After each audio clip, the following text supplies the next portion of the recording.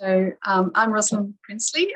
I'm the Head of Disaster Solutions in the Institute for Climate, Energy and Disaster Solutions at ANU. And I'd like to welcome you here today to our quite cool event on what can I do about climate change, positive ways to take action. I would like to acknowledge the Ngunnawal people, who are the traditional custodians of this land on which we are meeting today, and pay respect to the elders of the Ngunnawal Nation, both past, present and emerging. I extend this respect to all Aboriginal and Torres Strait Islander peoples in attendance today. I'd also like you to know that the objective, that this award is part of a series to support what's called the Game Change Fund. This Game Change Fund is an award which provides game-changing support to the emerging generation of bright PhD scholars from rural and remote areas to contribute to game-changing climate change research, adaptation and mitigation outcomes. And I'm sure you'll all agree that we do need some game-changing solutions for these problems. And more information regarding the Game Change Fund will be made at the end of the event. So while we advertised this event as a webinar, we decided to change it to a Zoom meeting so that we could encourage an exchange of ideas. And so you can submit your questions anytime you like in the chat box or raise your hand during the actual Q&A session. And we'll hopefully be able to answer all of your questions in that Q&A session. I would now like to introduce our guest speaker, or our Director of ICEDS, Mark Howden. Mark is the Director and Head of Climate Change at ANU, Institute for Climate, Energy and Disaster Solutions. Mark, as you probably all know, is also the Vice Chair of the Intergovernmental Panel on Climate Change, and he's also the Chair of the ACT Climate Change Council. So Mark has a lot of experience in working out what I can do about climate change and positive ways to take action, and I'm certainly looking forward to hearing what he has to say, and I'm sure you all are too. Thank you, Mark. Thanks very much, Rosalind, and everyone for participating. And also to acknowledge the Game Change sponsors who are supporting others around here, including Rebecca Blackburn, who's one of the Game Change Fellows, and she's in the audience this evening. So I'll just share my screen here, and just Rosalind, that should be up as a full screen, is that right? It's still sharing. It says you've started sharing, but it hasn't actually appeared yet. Oh, okay. I'll tell you when it does, but for some reason it's being very slow. Okay. Oh, here it comes. It's here.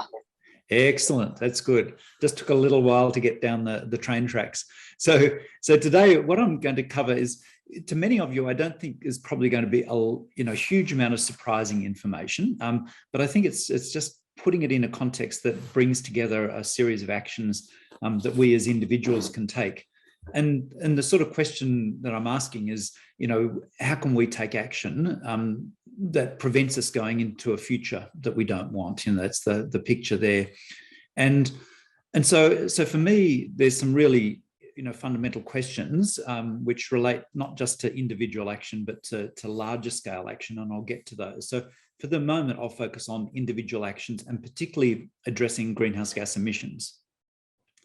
So a lot of people very aware that they produce quite a significant amount of greenhouse gas emissions in their own set of activities in their own house, and ask the question, well, what can we do about that as individuals? And for my mind, the first point that you start with is actually assessing what are your values? What are the things that are driving you to want to change something?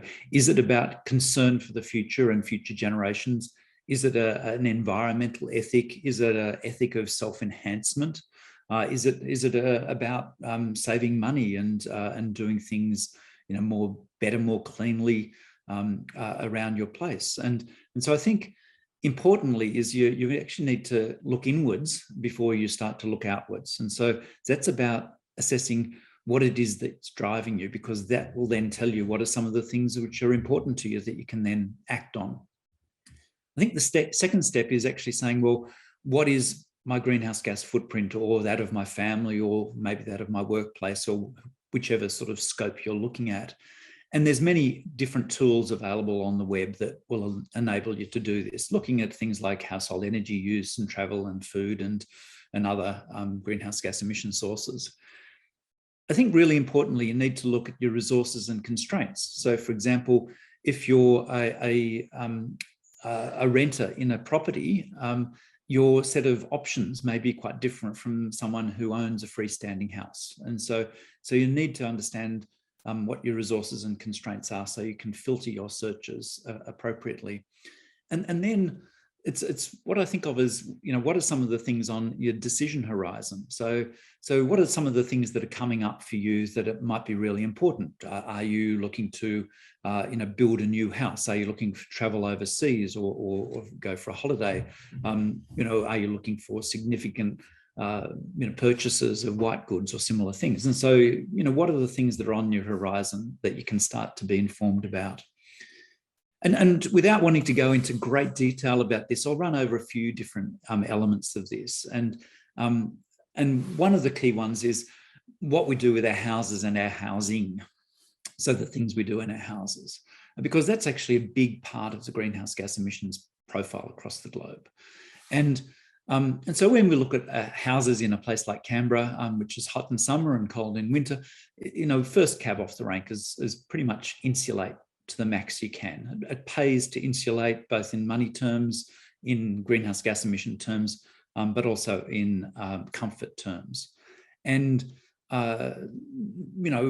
it makes a huge difference having a house that's reasonably well insulated versus one that's not. Clearly, that comes with other things like adjusting your thermostat. So turning your thermostat down a little bit in winter or up in summer, so you don't use as much energy to keep the house cool or clean, or heat up in the daytime, or even use a smart thermostat if you've got that sort of gear in your house. And so it actually automatically modifies temperatures for times you're in the house and not. Really simple thing, covering gaps, filling up leakage spots. So leaky doors and windows lose a huge amount of heat or gain a huge amount of heat depending on the season.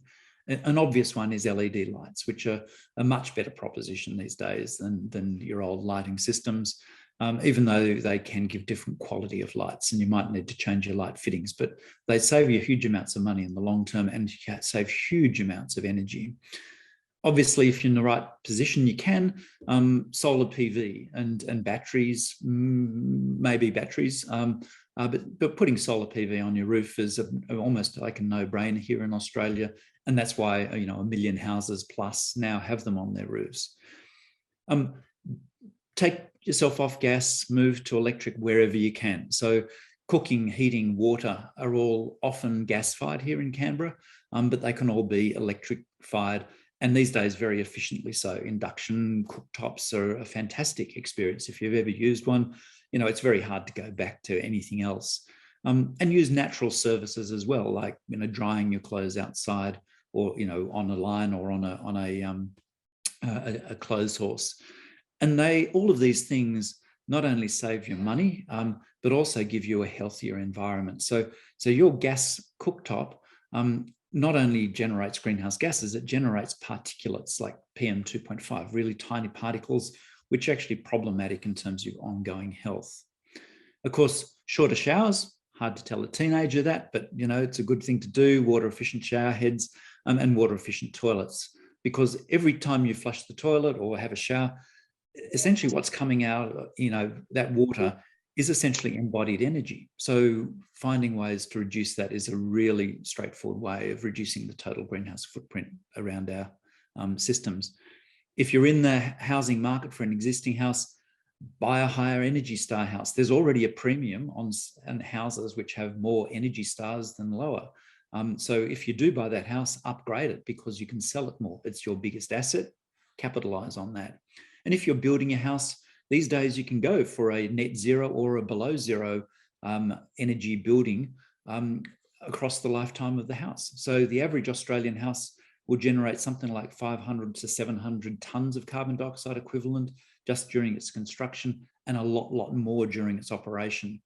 And you can cut down both of those particularly operational greenhouse gas emissions by things like using passive house standards, very tightly sealed housing envelopes so you don't gain heat or lose heat. Really very economic and very environmentally friendly.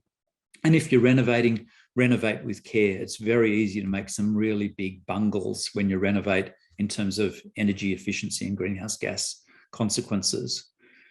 And of course, another one that people focus on is travel, and a very obvious one. So I won't spend a lot of time on it, but if you want to cut down on your travel emissions, firstly, drive less. A lot of people hop in their cars without thinking to go up to the shops, but you can actually go up on a bike, or you can walk, you can talk to the neighbours on the way. You can take the dog up there as well. The dog will be happy too. And if you are driving, you can save a lot of energy and emissions just by driving economically. So don't accelerate as hard, don't brake as hard, be smart in your way you drive.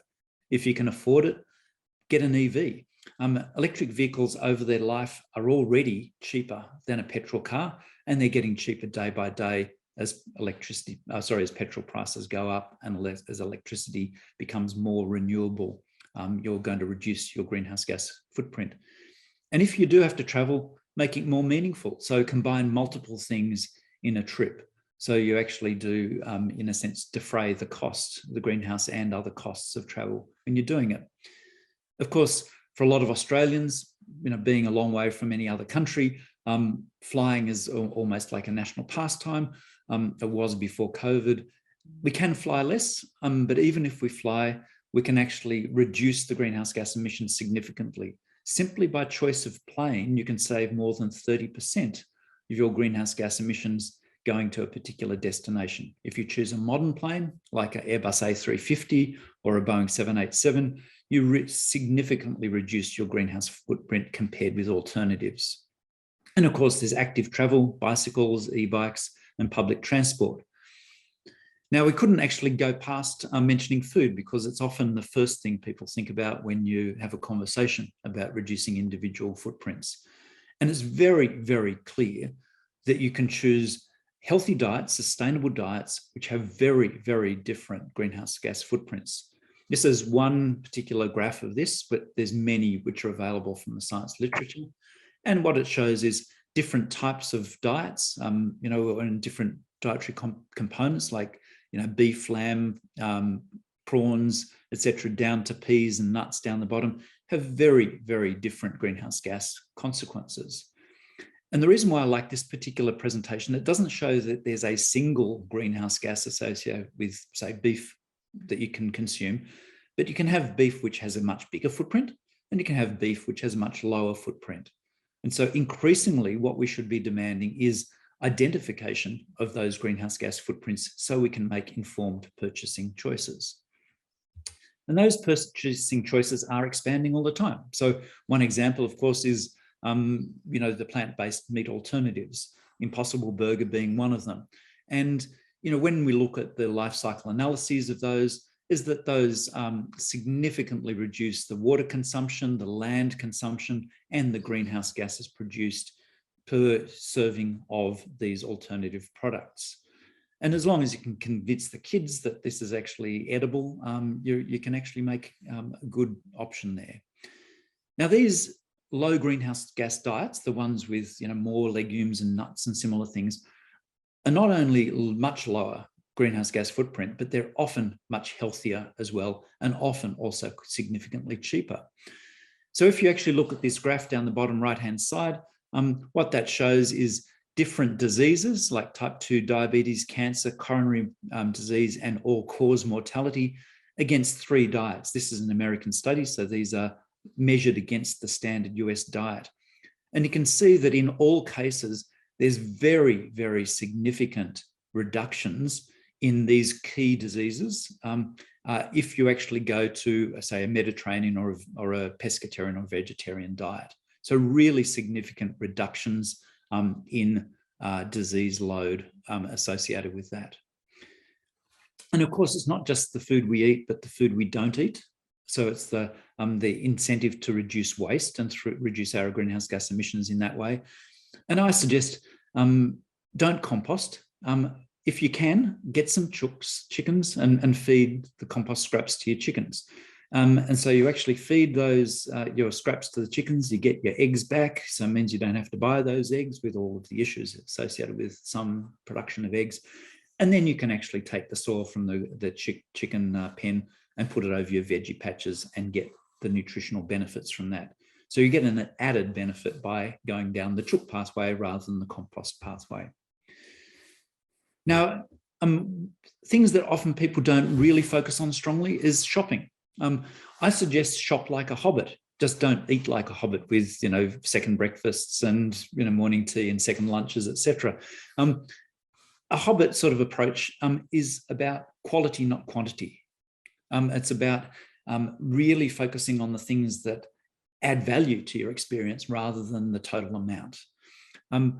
If we're shopping, look for energy stars and energy specifications and go for those higher starred implements appliances, because over the life of the plants, it'll make a big difference in terms of energy and greenhouse gases. Push back where you can on packaging. It's increasingly in the ACT, we're already starting on that, pushing back on plastic bags and similar things, but we need to be strong on that for other purposes as well. And develop not only a repair and recycle culture, but increasingly a circular economy mindset. So moving past the old linear economy, which is an end of pipe disposal sort of idea, which is why we have huge waste dumps, through the recycling economy, where we recycle once or maybe twice, and into the circular economy where things keep on getting recycled and added value each time. If we look at one of the things that we spend time on shopping on is clothing, and it's often well below the radar for people in terms of greenhouse gas emissions, but it is actually quite a significant source of emissions at a global scale. And one of the reasons is that many of our clothing items have an incredible transport journey before they actually end up on our bodies. So this is actually a diagram, this sort of cartoon that comes from a report on greenhouse gas emissions in the ACT by the ACT Sustainability Environment Commissioner, Sophie Lewis. And it just shows that you've got all of these greenhouse gas emissions associated with in this case, cotton planting and cultivation and harvesting. And then you've got all of these elements associated with processing and all of these elements associated with production of the garment, maybe over in South Asia or something. And then it's transported to another place for maybe printing, and then it's transported to Australia, where it then gets transported to your local area, then to your shop, and then to your home. And each of those steps has a greenhouse gas footprint, and cumulatively, that's actually quite large. And so when we look at that, the things that says to us, we need to avoid fast fashion, buy something, use it once or twice and throw it away, that whole model, business model that some stores have generated. Keep your clothes for longer, buy used or loan your clothes. My daughter has no compunction at all in borrowing anyone's clothes that she can get her hands on. When you're washing your clothes, bigger loads, use cool water and dry your clothes naturally, out on the line, etc., rather than put them in the dryer. And if you are, putting them in the dryer or putting on your washer, do it in the middle of the day if you've got solar panels. So you use your own solar electricity rather than drawing from the grid. Most modern washers have a timer on them. Most modern dryers have a timer on them. You can control what time you actually do the job. And then when you've finished with them, pass them on so they have a second and third life. Now, there's whole companies now which actually specialize, and part of their big sort of selling point is that they're much lower greenhouse gas. So, for example, you can go and buy a pair of shoes made by Allbirds, which have a much, much lower greenhouse gas footprint than alternatives. And they use a whole stack of really innovative products, such as sugarcane waste, to actually produce their shoes. And you can see in this graph, not in great detail because the printing's too small, sorry, but really significant reductions in greenhouse gas emissions already per shoe, and they're aiming for a 95% reduction by 2030. That's ambition. That's, it's not net negative, but it's actually getting towards really, really low emissions items that we can purchase. And that's the sort of culture we want to propagate and support I think, in the business community. Now, the last slide I have is that it's not just about individuals. Really important to recognise that we can't solve climate change just by the sum of individual activities. We have to actually propagate those activities more broadly than just our household or our community or our network of friends. And to do that, we each need, I think, to adopt the responsibility to be influencers in our communities, to actually talk with your head and your heart, passion and information, to others about the things that you've done and the things that have worked and how much it's cost and how easy it is and how good it made you feel, so that they can sort of have the door open for their own set of actions.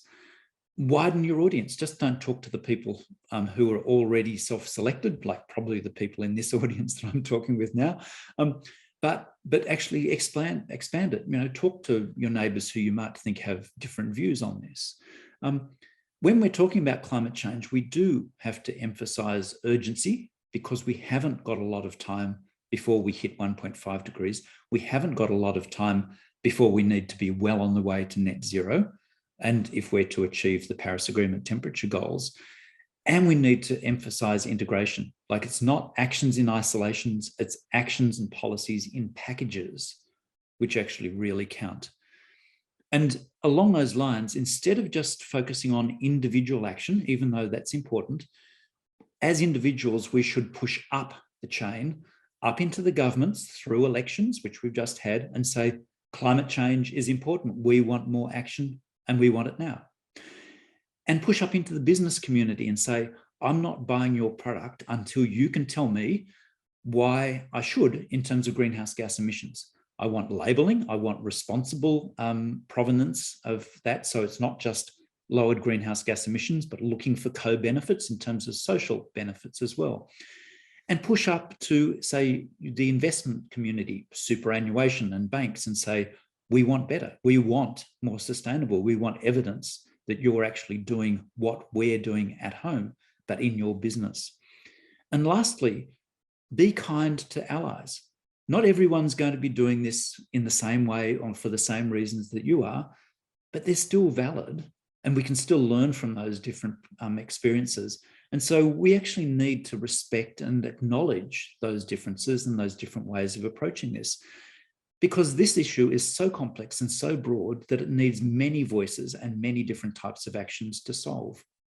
And after all, we are all in this together, so we need to act together to solve it. Thank you very much. Thank you very much, Mark. You can tell that Mark's very serious about this because he's wearing his puffer jacket inside while he's giving this talk. So he's trying to save electricity, which is great. So before I go on to the discussion session, I just thought you should all know that this event's being recorded and shared publicly. So please keep that in mind if you're going to turn your camera and microphone off. And having said that, can you please all turn your cameras and microphones on if you would like to ask a question in particular. And so I noticed that there are no questions in the chat. So please can I encourage you to put some questions in the chat while I ask Mark the first question, which is, Mark, we can see that you've put your puffer jacket on and we've seen a lot of really amazing recommendations that you've given to us today. But Mark, what do you yourself do to actually stop climate change happening? Yeah, look, I think it is important to walk the talk, and so in our house, which is an old 1927 weatherboard, we've sort of upgraded as much as we can in terms of insulation, etc.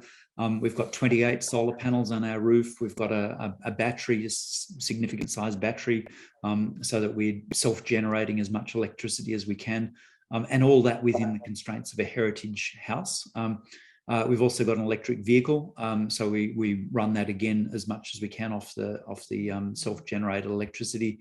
We have a very active veggie patch and fruit trees and olive trees, which I, make our own products out. So I'm about to harvest our olives, so process those in different ways and hand them out to colleagues and friends. But one particularly important thing is is in transport. So so when I go to work, I almost invariably go on my bike. So I live in Ainslie, so ANU is quite accessible. You know, it's not accessible for everyone to get to work on bike. You know, I acknowledge that. But for me, I would actually drive into work once, maybe twice a year, and only where there was a particular reason. You know, I have to take a bit of gear, heavy gear or something in or out from work. The rest of the time, regardless of whether it's rainy, cold, stinking hot or whatever, I'll ride my bike. And I just sold off my old bike, which I'd had for more than 20 years. And when I actually calculated the number of kilometers that I would have ridden to work and back, instead of driving, it's more than the distance around the circumference of the world. So it was something like 45,000 kilometers is my estimate of that. And so so a simple thing, which doesn't take a lot of time on a day-by-day basis, accumulates into really, really significant reductions in greenhouse gas emissions over the lifetime of that one particular item that I had, that bicycle. And so for me, it's all of those little things, but also all of the big things, such as talking to groups today and trying to generate, you know, action on climate change, and trying to get people to not feel to do this out of guilt, but seeing that this is actually something that's really positive for them to take on board. Thank you very much, Mark. A lot of good questions are popping up in the chat right now, but before we start to answer those, I just think it would be really helpful for everyone in the audience today to hear from everyone else the sorts of actions that you're taking. And I wonder if you could just put one action you're taking in the chat, and there's a very helpful person behind the scenes who's going to put that into a word cloud, so you can all get ideas from everyone else as well as from Mark on the actions that can be taken. But having done that, please raise your hand with your little electronic hand if you want to actually physically ask a question. But otherwise, we might, while we're waiting for that to happen, go to some of the questions in the chat. And the first question is, how can one find and recognise lower footprint meat? From Felix. So this is for me to answer? Yes, Mark. Okay, right here. So first thing to do is that you can choose across different categories of meats. So for example, you can choose you know, beef versus pork versus chicken versus fish, and each of those will have quite different footprints. And within each of those, you can actually look for different you know, approaches to production. So, for example, when you're looking at you know, animals, if you actually can get beef which is actually comes to market and goes to the abattoir at a younger age, the greenhouse gas emissions associated with, you know, a kilo of that product will be very, very much less than if you have something which takes, you know, 4 years to get to slaughtering age than 2 years to get to slaughtering age. And so, so by just understanding, you know, those sort of, you know, some simple rules, you can actually aim for product which is better. And again, there's quite a lot of information out there on the web, which is not so much, you know, it's more generic information rather than, you know, this brand versus that brand. But if you look at the characteristics of the meat, you can actually get some clue as to the footprint. But increasingly, what I'd be saying is request Woolies, request your butcher to actually be able to provide that information. Thanks very much, Mark. Now, before we turn to some of these more very interesting other questions in the chat, Karen Ashdown has a real person question to ask. Karen, would you like to turn your video on and ask your question? You have to take your mute off as well. Karen? Maybe we'll just go to the next question while Karen's working out what to do. Mark, as the chair of the ACT Climate Council, Caitlin has asked a question that you may be able to help with, which is, does anyone know if there are any rules or regulations that tenants can use to persuade their landowners to make energy efficiency improvements in ACT and New South Wales rentals? Yeah. I'm not sure that I can give a definitive answer, but it's very clearly on the minister's radar that important to improve the lot of renters and ensure that they can get more effective effective responses and also a better living environment in their apartments and rented houses. And so the challenge here is even if you're renting and you want to put in solar panels, you can't do that because of the unless the landlord wants to do that. And so so the challenge here, I think, is being able to provide renters with the option to actually essentially purchase solar panels, but not on the building that they are, but perhaps in an adjacent solar farm. And so it's almost like a community farm sort of model, a community solar farm model, where you can actually take the couple of $1,000s that you would have spent on those panels, and instead of putting them on a roof of a house, you actually put them on a farm, hopefully not too far from Canberra, and in the process actually bring value to the farmer as well as to the renter. Thanks, Mark. I think the question was also about energy efficiency. Yeah, well, there's definitely a push for improved required energy efficiency in houses and apartments across Canberra, and so that's coming. Or if it's not already here, it's coming. Yeah. Thank you, Karen. Did you want to have another go? You have to unmute yourself by pressing the mute button right in the bottom left-hand corner of the screen. Yeah, done it. Thank you. That was an excellent overview, Mark. It really brought together some new little nuances to what we can all do. Something I was interested in is, have you found any sort of particular groups of people that either really jump on this when they hear about it, or any groups which are a bit more resistant or difficult to reach?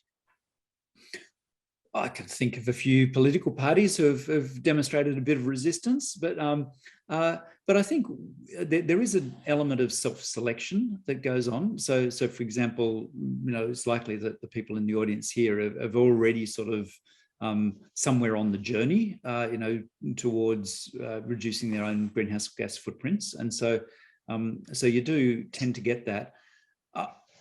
When I look across the sort of landscape in Australia, one particularly impressive group has been Farmers for Climate Action. So they started off just as a bunch of farmers saying, they were sick of the dominant paradigm, which was, farmers are climate deniers, etc. And because their experience was very different from that. And so they said, well, we're going to actually turn this around. We're going to do what we can on our farms. We're going to have those discussions and generate enthusiasm with others for solutions. And now I think they're the third biggest environmental group in Australia.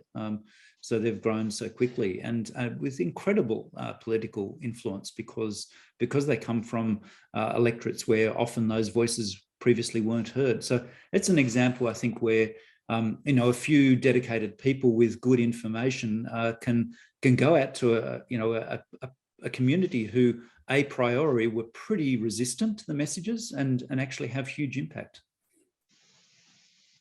Thank you.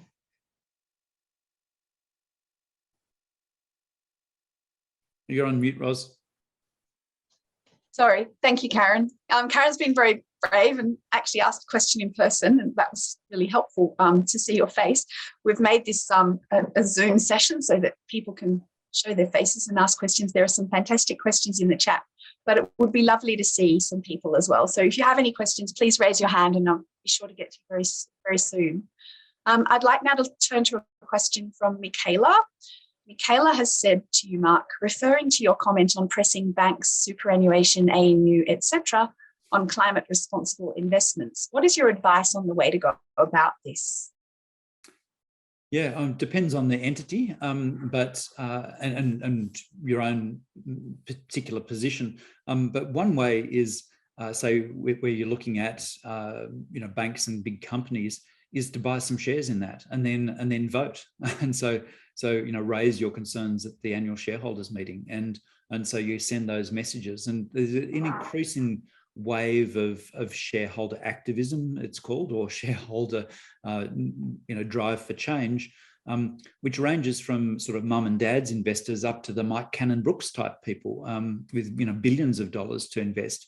And this is can be an incredibly powerful drive for change. And so we've already seen several of the big companies getting surprised at their annual general meeting by shareholder positions on climate change. And so it's one powerful way.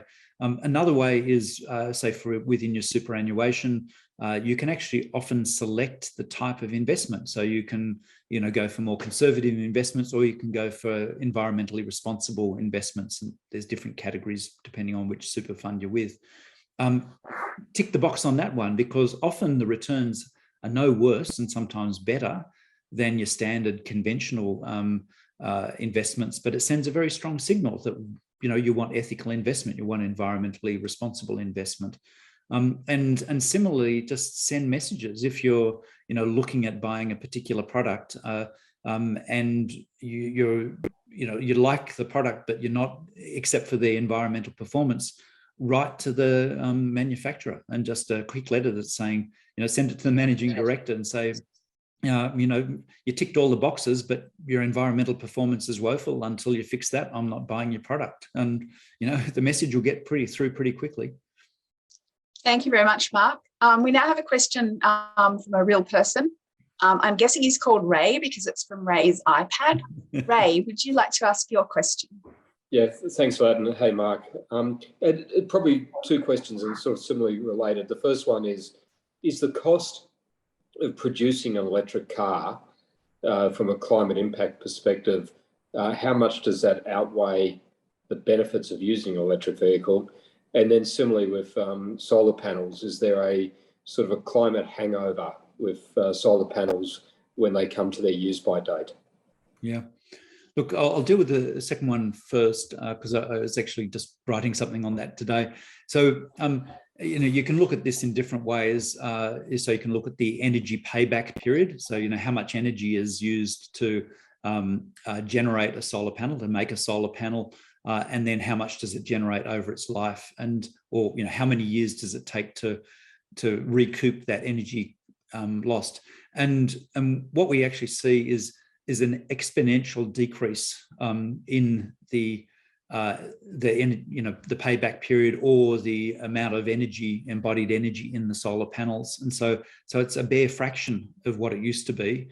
And when we're talking like 80% reduction of embodied energy now in solar panels compared with what it used to be a decade ago. And the payback period, depending on the panel, because different manufacturers are more efficient than others, ranges from about 6 months to 2.5 years. So given most panels have a life of 25 to 30 years, you're getting a massive amount of more energy out of the panels than you ever invested in the panels. And most of our solar panels in Australia started getting put up post 2001. A lot of them really kicked off post 2007. And so we're only starting to see a trickle of panels coming in to be recycled, but that trickle will soon, expand to be a pretty big flow. I wouldn't say a flood yet, but already there's specialized solar panel recycling companies around the country. And so that increasingly will be, they will grow as the requirement grows. The other question about EVs, well, if you're again looking at the embodied energy to produce an EV electric vehicle versus what you save, there's been quite a few analyses of that, because there's been a fair bit of disinformation in the social media on this one.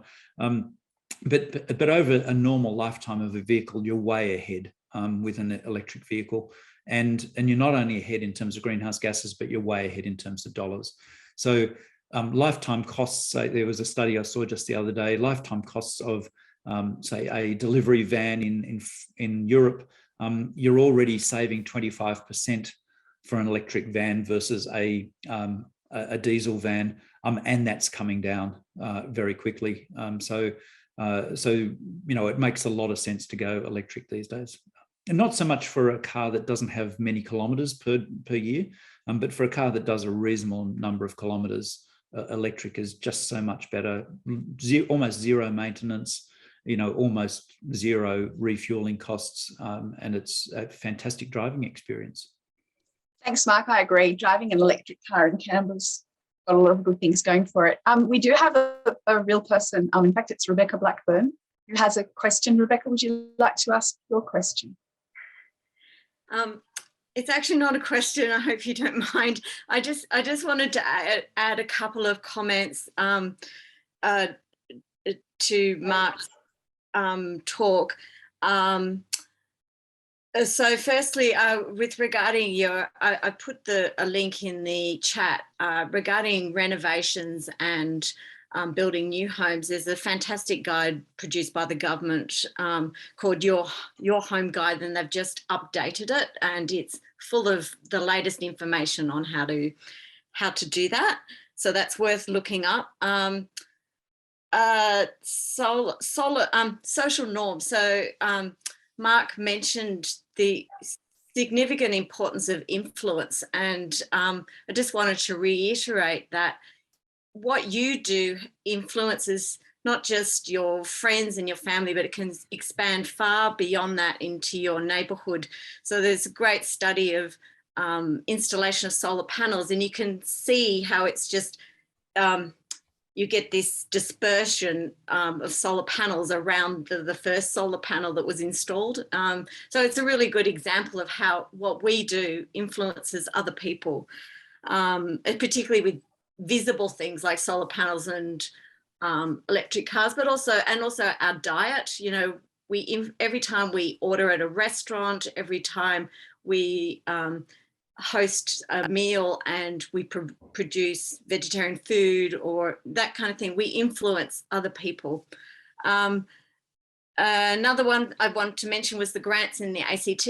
Most people may be aware of this, but there's some fantastic opportunities. The government's giving up to $15,000 interest-free. So that's for electric cars and solar panels and all sorts of things. So have a look and see what the ACT government's got on offer.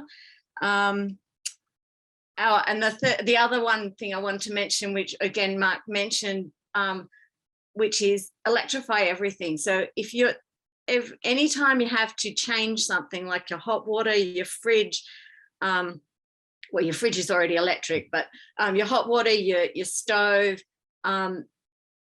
make sure it's electric so that, and he mentioned make sure it's the top star rating that you can possibly afford. Yeah, that's all. I just wanted to add those things. Thank you, Rebecca. That's fantastic. There are quite a few people asking about houses, so that'll be a really useful site.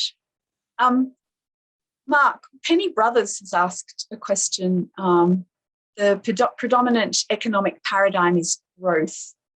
Is it actually possible to achieve meaningful reductions in carbon emissions and mitigate climate change while still pursuing economic growth as the overarching model? A great question, Penny. And this almost comes back to a philosophical stance as well as a practical stance. I think that one of the ways, the problems with not just economic growth, but it's actually how we measure it. So it's the concept that GDP is a good approximation for something that's good and meaningful. And increasingly we recognize that it's not. And so we need to be very aware of the metrics as well as the underlying structure of the economy that we're doing. I think not economic growth forever, but limited economic sort of expansion can actually be done with accommodated with greenhouse gases simply by being much more efficient and reducing our greenhouse gas footprints and moving into that circular economy. However, there's no way in which we can have perpetual economic growth on a finite Earth. And because even circular economies aren't pure, entirely circular. So you've got leakage of all sorts of things coming out of them. And so the thing is, we do have to at some stage accept that perpetual economic growth is not a desirable goal.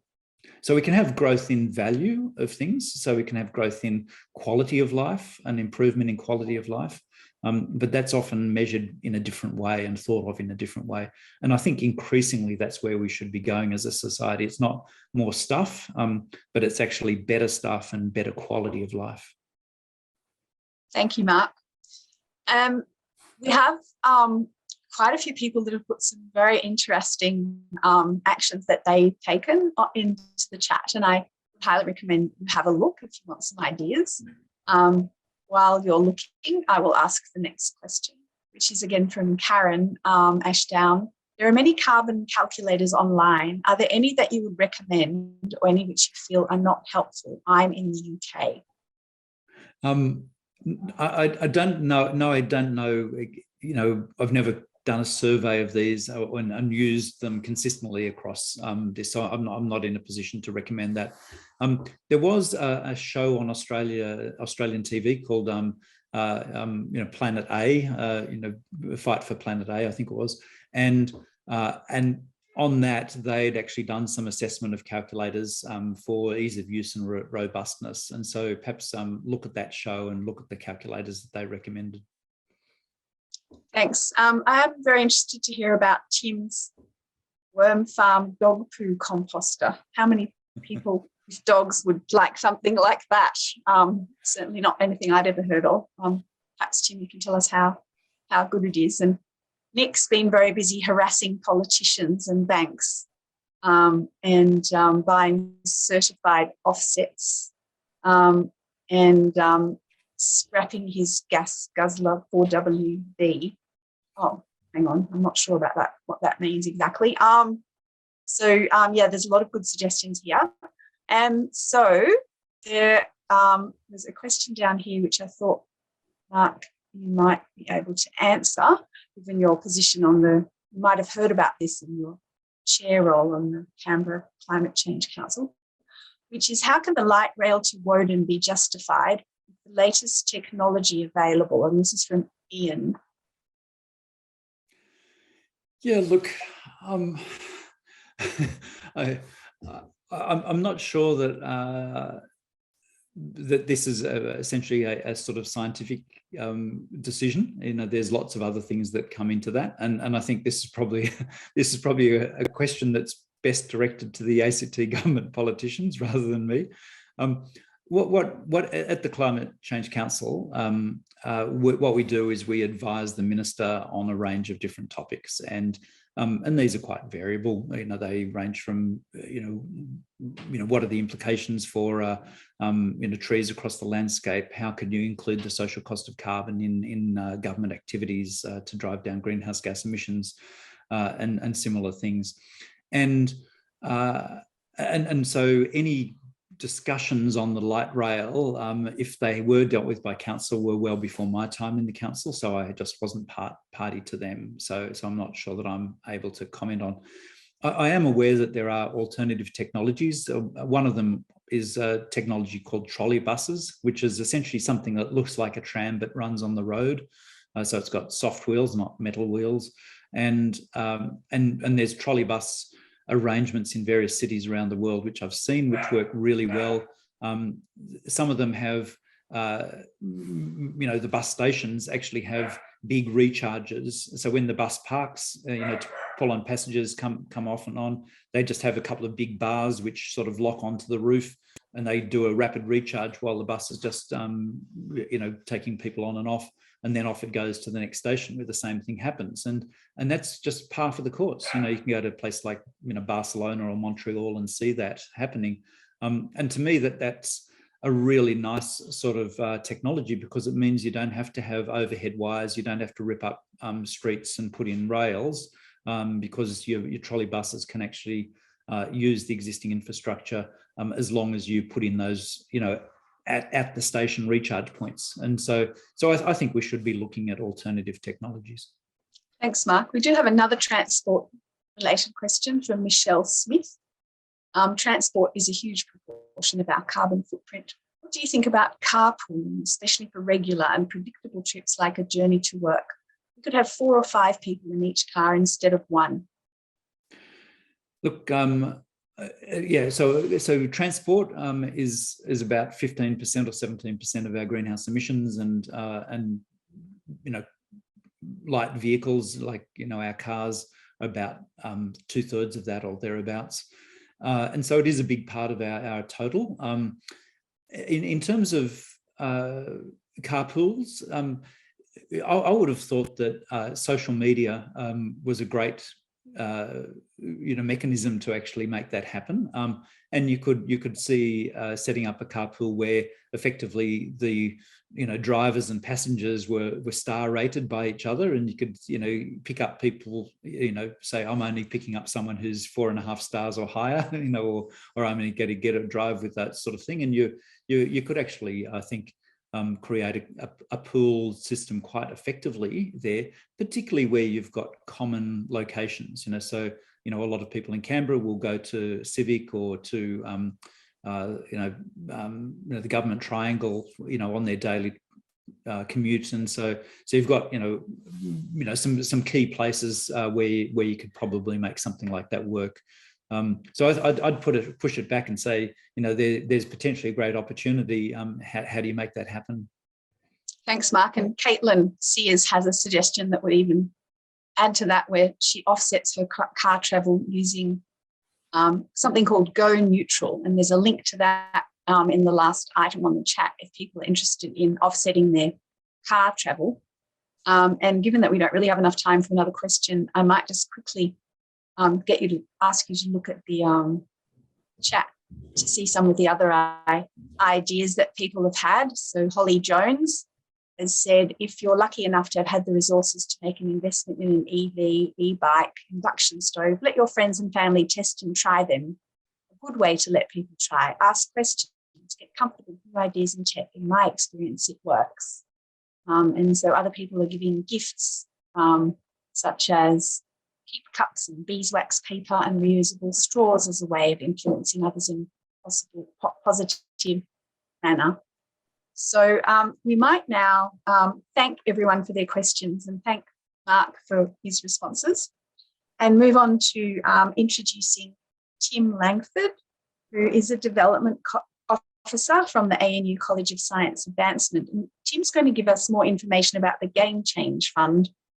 Tim.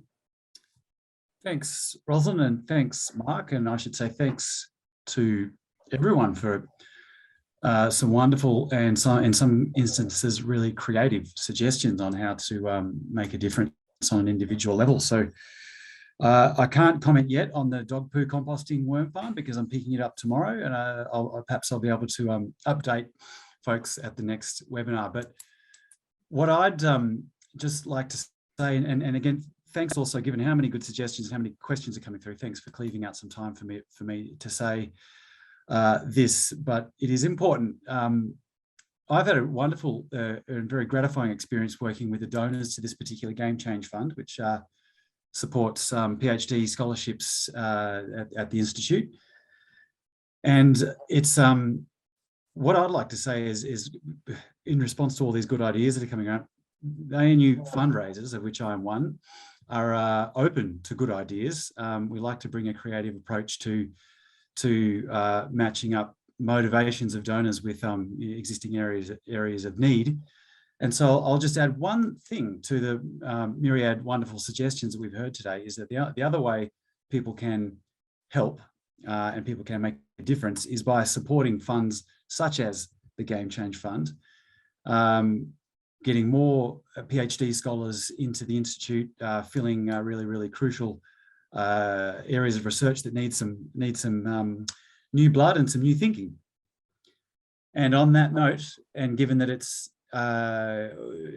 minutes to midnight in terms of the financial year, and a lot of people move money around and do interesting things with their personal finances, we are about $22,000 short of funding a third Game Change Scholar that we will be able to do if we can raise that money. So if anyone would like to contribute to that, they can contact me, Tim Langford, here at the ANU. I believe my details will be put up in the chat. If not, that'd be wonderful if they could be. But a quick shout out to the donors who helped get the Game Change Fund to where it is now. It's grown from a number of 3 donors to 63 in a matter of months. So it's clearly resonating with people, and I believe there's a lot more work to be done. Thanks very much, Tim. Thanks. And thank you everyone for contributing to Tim's idea. I would now like to quickly ask if Renee, who has been spending a lot of time while we've been talking, putting in everyone's ideas into a word cloud so people can get in one glance the ideas that people have talked about today. Renee, are you happy to share that now? Renee? Yes. So, the bigger the word, the more times it came up. But these are all the ideas that came up from you in your chat. So solar panels, I don't think I really need to read them out. I think everyone can read them, but I think it'd be good to take a picture of your screen and hold on to that for some ideas. So thank you very much, Renee. That's really great. We're nearing the end of the session. So I would really like to thank Mark for a great inspirational talk to everyone here that's looking for ideas. I'd like to thank everyone here for the ideas that they put up. Again, I particularly like to thank the people that did all the work to actually organise this event, and the people and everyone for attending today. I'd just like to remind you again, this event will be recorded and uploaded publicly online and circulated to everyone who registered, even the people that didn't manage to turn up today. So thank you very much for turning up and contributing today. Next time, ask more questions in person. We'd love to see your face, but it was great to hear from you all. Thank you. Bye-bye.